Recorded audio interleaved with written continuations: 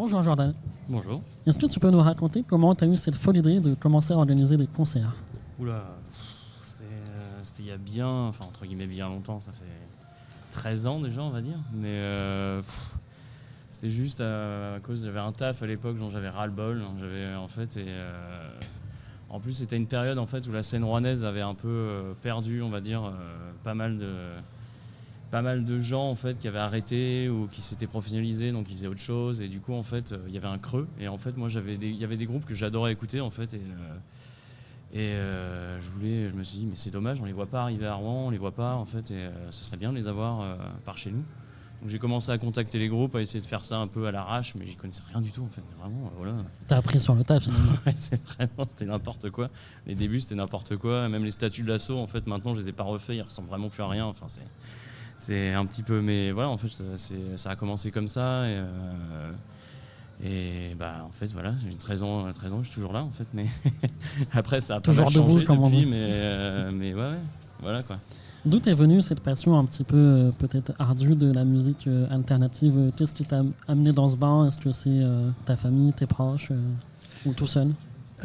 C'est un peu des deux en fait. J'avais un cousin qui va commencer à me faire écouter des trucs, et puis en fait tu sais, moi je fais partie de la génération qui a commencé à connaître Internet et qui a commencé à connaître certains webzines et machin, du coup je me suis mis un peu à écouter en fait par différents biais, et puis ce qui était assez marrant c'est qu'à l'époque il y avait Price Minister, et en fait quand on n'avait pas l'âge en fait pour pouvoir avoir un compte en banque, on avait quand même le porte-monnaie, donc je pouvais revendre des CD et racheter des trucs en fait sans avoir, c'était un peu l'escroquerie. Je mettais que j'avais 23 ans, donc j'en avais 14, tu sais. Ah bah bravo. Ça commence à Ça te demander. ça montre bien pour les futures générations. Mais ça, L'exemple est là. n'existe plus. mais du coup, en fait, j'ai pu écouter plein de trucs, et donc en fait, j'ai connu un groupe en particulier en fait qui s'appelait Neurosis en fait, que j'ai vu genre 2 fois en concert, et ça m'a mis vraiment le pied vers des choses plus psychédéliques. Ça va, il y a pire. Pour commencer, Neurosis, c'est quand même très sympa. Ah bah oui, mais tu sais, en fait, c'est le tatouage, il vient de là, ce tatouage-là. Donc, pochette de l'album Types of Grace. Et du coup, en fait, c'est ça après qui m'a poussé vers d'autres choses, quoi. Donc, qui m'a poussé à écouter d'autres C'était la groupes, porte ouverte. Ouais, c'est ça. Comment, au long de ta carrière associative, ton activité a été perçue par ta famille et tes proches? Est-ce que c'était pas trop compliqué? Parfois, est-ce que tu étais incompris? Comment tu te sentais? Disons que ça a été compliqué. Les gens de ma famille ont un peu de mal, enfin, surtout ma mère, en fait. Parce qu'en plus, à cette époque-là, j'avais 21 ans, j'en ai 34 aujourd'hui. Mais à cette époque-là, elle a eu un peu de mal. Ça a été un peu. Déjà qu'elle avait un peu de mal avec mes choix musicaux. Enfin, bref, c'était compliqué à cette époque-là. Mais maintenant, c'est cool, en fait. C'est un peu. Ça fait partie de moi, en fait. Donc, ils savent que, de toute façon, je changerai plus maintenant. C'est sûr, ça fait 13 ans quand même, donc à moins d'un ras-le-bol général, ouais, c'est ça. Normalement ça devrait bien se passer. Comment choisis-tu la programmation et comment tu confectionnes tes affiches? Est-ce que tu fais appel à des graphistes, etc.? On les montrera à la fin du live. Elles ont quand même quelque chose d'un peu spécifique. En fait, pour moi, pour le coup, c'est facile. Les prods que je fais, en fait, c'est par rapport à ce que j'écoute, en fait. Moi, c'est très centré autour des musiques, du rock psychédélique et tous ces dérivés, du post-punk, du garage et tous ces styles-là, en fait. Et du coup, j'ai pas mal. En fait, j'ai eu de la chance, en fait, vu que ça fait longtemps que je fais ça.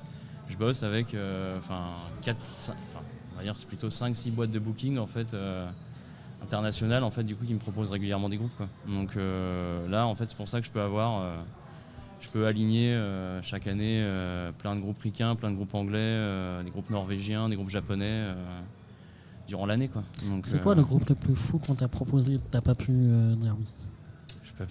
Ou que tu diras peut-être oui plus tard? J'ai pas des trucs pour l'instant. En fait, j'ai eu la chance, j'ai eu que des trucs. J'ai pu avoir des groupes en fait qui étaient on va dire juste avant qui sont venus juste avant d'exploser en fait à chaque fois. Donc je les ai eus en fait, c'était en gros la première et dernière fois en fait qui venaient aux 3 pièces, quoi. Donc le plus gros que j'ai eu, c'est le groupe The Vacant Slots, mais malheureusement ça s'est mal passé, mais pas pour les raisons par rapport au fait qu'ils étaient trop gros, mais enfin bref. Et sinon non, en fait j'ai vraiment des trucs genre cette année j'ai le groupe Die-Star, en fait c'est clairement un groupe qui va devenir très gros vite. J'ai eu une dernière, j'ai eu Margaritas Podridas, un groupe mexicain, en fait, et clairement maintenant en fait je pourrais plus les avoir, quoi. Mais il y a quelques trucs comme ça, quoi. Et quelles ont été les difficultés auxquelles tu as fait face tout au long de ta vie associative? Si tu peux en donner quelques-uns. Après, il y aura des choses un peu plus positives, hein, je te rassure. Ah non, mais t'inquiète, il n'y a pas de souci. Non, c'est plus des difficultés par rapport au financement, on va dire, parce qu'en fait, en gros, je finance ça de ma poche, quoi, donc c'est un peu... Puis en fait, au début, en plus, au tout début, ce qui était un peu compliqué, c'est que personne me connaissait en la scène, et moi, je connaissais personne, parce que j'ai un peu mis le pied dans la porte, en fait. Je suis arrivé comme ça, « Hey, salut salut tout le monde. Vous me connaissez pas, mais je vais être là. » Et puis petit à petit, en fait... je me suis un peu imposé parce que voilà, un peu au forceps entre guillemets, mais au final maintenant je fais partie des murs en fait. Mais, Clairement. En théorie, normalement, t'es là. C'est ça. Au moins un jour sur deux. Ça. C'est bien, il est pas loin. Non, c'est pas long. Comme ça,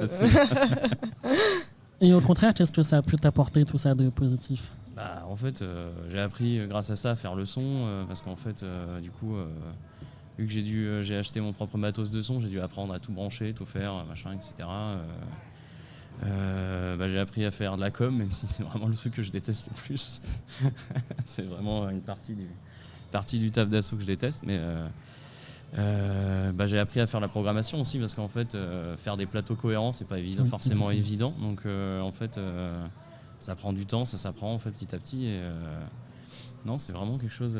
J'ai appris pas mal de choses, comme mine de rien. Puis en plus, j'étais plutôt très mauvais en anglais au début. Maintenant, je me débrouille très bien parce que j'envoie des mails en anglais tous les jours. Quoi, donc, Oui, et puis si jamais ils veulent des bières ou à manger, il faut communiquer avec les artistes et il faut quand même leur répondre. Oui. Après quelques bières, normalement, tu peux plutôt bien te débrouiller en anglais. Mais bon, logiquement, il fallait quand même le faire sans. Donc voilà, c'est pour ça que j'ai dû m'améliorer en anglais. Et voilà. Que penses-tu de la scène locale et plus largement française et ta vision sur la politique à Rouen concernant les aides aux associations, par exemple, les subventions et autres? La scène locale question. à Rouen, elle est ouf, mais en ce moment, on a en fait par rapport à la taille de la ville et en comparaison de plein d'autres villes, en fait, on a une scène de ouf. Enfin, on a dans plein de styles. Enfin, dans le rock en général, en fait. Déjà, on a en ce moment 3 gros groupes. On a Mankins, We Hate You Please Die, et puis maintenant Cerveau aussi. Cerveau, ça fait un moment qu'ils sont là aussi. Troisième boss, on va dire le troisième boss du game. Mais bon, maintenant il y a aussi Gogo Juice, Royal Casino qui commence à monter. Et la Atone, non, je dis ça, il y a même la Atone aussi qui commence vraiment à être gros aussi, un groupe. Enfin, on en a plein en fait, et on a vraiment de la chance parce qu'en fait c'est très qualitatif. Puis en plus maintenant on a même aussi des très jeunes qui se mettent à faire des groupes, et des groupes qui sont de qualité, quoi. Genre Glass Lane, Scrap, les Dirty Cloud aussi. Et même aussi par rapport à la scène métal, on a de la chance en fait d'avoir certains groupes dans le black metal par exemple comme Sordid, Ifernet, Mort aussi en fait que j'oublie. En plus, ce qui est bien, le truc positif, c'est que c'est des groupes antifa, donc c'est encore mieux, ce qui est assez rare dans le black metal, pour être souligné. Effectivement. Oui. Donc voilà. On se rappelle au Bifrost de ce petit drama qu'il y a pu avoir avec les groupes de black metal, avec des idées un peu nauséabondes. Problématique. Et en termes de financement, je sais pas, moi j'ai jamais vu la couleur de l'argent de la mairie, donc je peux pas te dire. Mais après, je sais que en fait, le service culturel de la ville de Rouen, il ne connaît pas en fait. C'est ça. Et je leur ai parlé, ils connaissent pas la scène locale. Donc, la grosse question, c'est est-ce que les assos en font la demande déjà, et comment ils pourraient être aidés au final s'il y a autre besoin que des subventions ou c'est juste de la thune, ça dépend. Je dirais que c'est surtout en fait, pour le coup, moi c'est plus une manière. Enfin, moi personnellement, le 3 pièces, il me laisse carte blanche, je peux faire jouer ce que je veux en fait, il n'y a pas de souci. Non, c'est plus une partie, on va dire. Une partie financière, parce qu'en fait les groupes que je fais jouer en fait ils ont un coût et en fait il faut les payer, et en fait ça m'arrive parfois de payer plus cher les groupes qu'à Paris par exemple. Et les groupes vont venir pour moins cher, mais comme c'est Paris ils viendront quand même, quoi. Mais voilà, quoi. Au moins en fait ça a permis avec d'autres assos, hein, bien sûr, ça a permis de remettre Rouen sur la carte, quoi. Donc pour l'international, quoi. T'as vu des dizaines d'assos arriver, partir, et je pense que tu es le plus jeune de la scène actuellement. As-tu des suggestions ou des conseils pour les nouvelles associations? Je suis pas le plus vieux, loin de là, mais... un des plus vieux, en tout cas. Il y a l'un des plus anciens, c'est Vincent d'Émergence, Vincent Troplin, qui est vraiment, lui, il a son label Émergence depuis 25 ans. Tout à fait, c'est vrai. En fait, c'est en fait pas faire...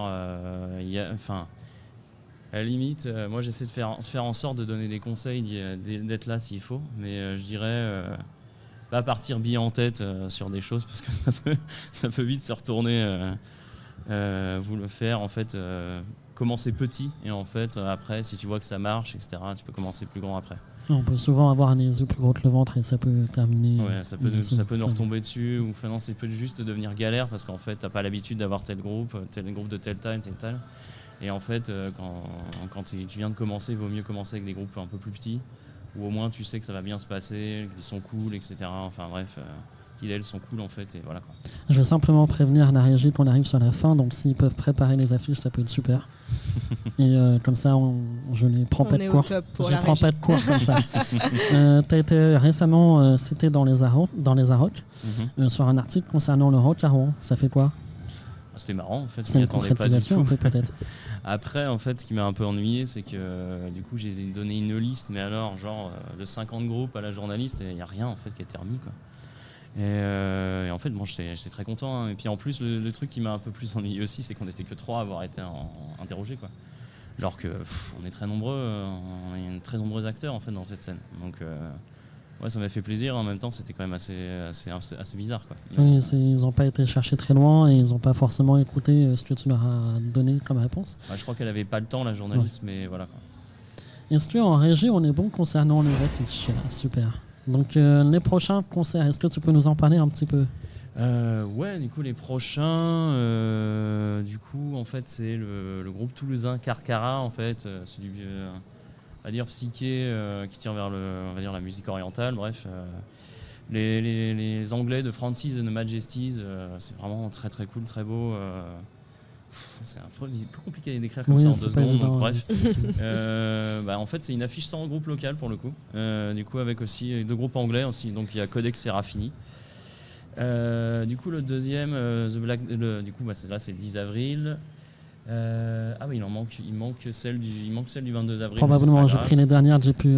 T'inquiète, c'est pas grave. Celle du 22 avril, c'est, elle est pas dessus, mais tant pis. Tu peux nous en parler aussi? Ouais, mais les Norvégiens de Full Earth, les Norvégiens de Full Earth, les Anglais de Don't Belong in Alaska, et en première partie, il y aura My Sea Lifestyle, c'est un groupe de Rouen, ce sera, enfin, un projet local, un projet de Rouen, en fait, on sera sur le premier concert. Puis du coup, voilà. Déjà pas mal, hein. Ça commence à comme faire. Programme. Ah, ouais. C'est quoi la suite des projets pour toi? Est-ce que tu as autre chose que des concerts? Est-ce que tu as d'autres projets que tu voudrais nous parler ou Non, parce que l'assaut globalement c'est vraiment ça en fait. C'est juste, je me suis fixé un objectif de 15 ans en fait, on verra si je continue après 15 ans ou pas quoi. Et parce que souvent on te voyait dire sur Facebook que c'est ma dernière année, Non, ouais, mais la passion reprend toujours. Mais je me suis fixé un objectif de 15 ans, on verra après ça. Tic-tac quand même au bout de 13 ans. Ça commence à... Et ton objectif de 15 ans, est-ce que c'est tu veux en vivre? Comment tu vois la suite du projet? C'est quoi cet objectif finalement? Non, c'est juste en fait de voir si j'ai encore envie en fait d'ici 15 ans en fait si j'ai envie de continuer ou pas en fait. D'accord. Juste ça et puis non en vivre si j'arrive à choper un jour peut-être une position de programmateur, ça pourrait être cool mais en fait j'y crois pas du tout. C'est juste en fait vraiment pour moi me dire est-ce que j'ai encore la niaque en fait d'ici 15 ans ou pas en fait. C'est vraiment juste ça quoi. Est-ce que tu as besoin de bénévoles dans l'association? Est-ce qu'on peut t'envoyer des personnes ou est-ce qu'on peut t'aider? Comment on peut faire si on veut t'aider? Bah après en fait ouais j'ai toujours besoin d'un peu de monde mais c'est vraiment pour des trucs genre pour m'aider aux entrées mais c'est pas grand chose de plus parce que moi je m'occupe toujours du son en fait durant les concerts mais en fait ouais c'est plus un moment s'il y a besoin pour aider aux entrées ou, c'est souvent ponctuel donc si on veut voir ces offres et si on veut t'aider il faut aller sur ton Facebook ou est-ce qu'on peut te rejoindre sur Facebook ou en fait envoyer un message à l'asso sur Instagram sur Brain Crushing Asso. Très bien, merci beaucoup Jordan. Merci Jordan.